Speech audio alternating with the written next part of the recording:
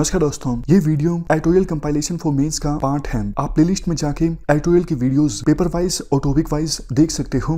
और अगर आप दिसंबर 2019 के बाद की वीडियोस को देखना चाहते हो तो वीडियो के नीचे मौजूद ज्वाइन बटन की सहायता से आप मेंबरशिप को ज्वाइन कर सकते हो। चलिए डिस्कशन स्टार्ट करते हैं। आप जनरल स्टडी पेपर 3 के इस टॉपिक से आर्टिकल को रिलेट कर सकते हो।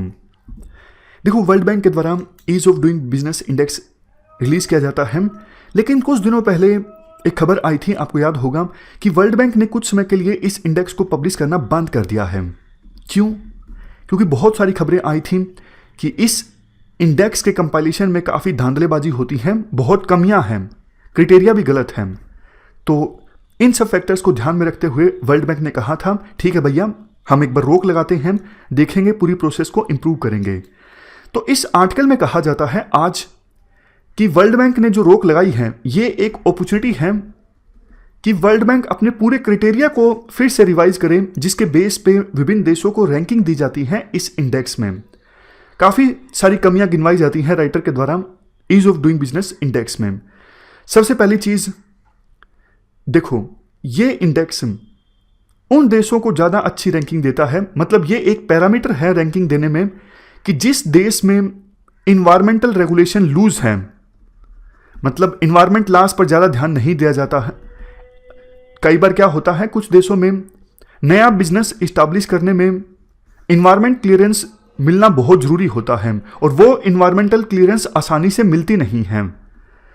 तो वो देश जहां पर ये आसानी से मिलती नहीं है, मतलब उस देश को खराब रैंकिंग दी जाएगी ease of doing business index में। तो ये इंडेक्स डिमांड करता है कि विभिन्न देशों में इन्वायरमेंटल क्लियरेंस आसानी से मिल जाए, हेल्थ क्लियरेंस आसानी से मिल जाए, इवन लेबर लॉस भी टाइट नहीं होने चाहिए। लेकिन इन सब के जवाब में राइटर ये बोलते हैं, अरे भैया, अगर विभिन्न देशों में इन्वायरमेंटल लॉस स्ट्रोंग नहीं होंगे, इन्वायरमेंटल क्लियरेंस आसानी से मिल जाएगी, तो मतलब इन्वायरमेंट का एक्सप्लॉयटेशन ज़्यादा होगा उस देश में। और अगर इन्वायरमेंट का एक्सप्लॉयटेशन ज़्यादा होता है तो अल्टीमेटली असर किस पर पड़ेगा? उस देश की इकोनॉमी पर। तो आप ऐसा मत कीजिए, मतलब ये डिमांड मत कीजिए विभिन्न देशों से कि इन्वायरमेंटल लॉस को आप लूज कीजिए, हेल्थ जो राइट्स हैं उनको लूज कीजिए, या फिर जो लेबर राइट्स हैं उनको कमजोर कीजिए। ये आप डिमांड करोगे तो विभिन्न देश गलत डायरेक्शन में चल पड़ेंगे। वही विभिन्न देशों के साथ हो रहा है। अभी देखो, हमारे देश में ड्राफ्ट इन्वायरमेंट इंपैक्ट असेसमेंट जो रिलीज हुआ, उस ड्राफ्ट में इन्वायरमेंट से संबंधित नॉर्म्स को काफी ज्यादा लूज कर दिया गया है।